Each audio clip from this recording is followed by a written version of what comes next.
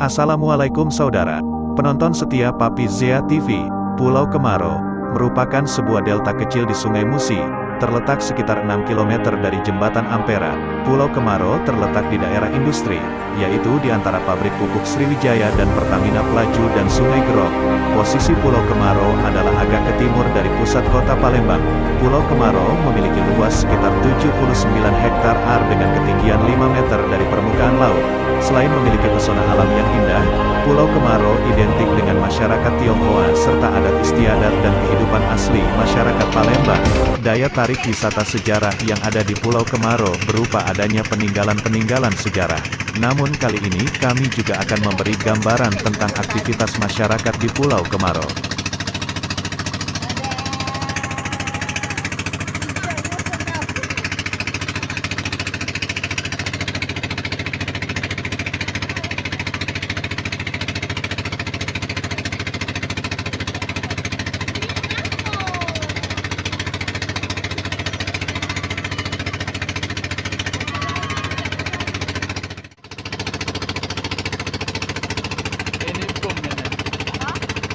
Itu bom. Iya, daerah bom dermaga ada.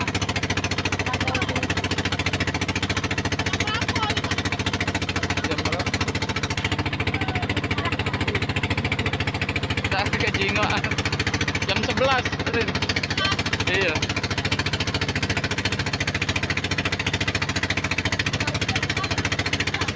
Wow, ngapurnya nongeter.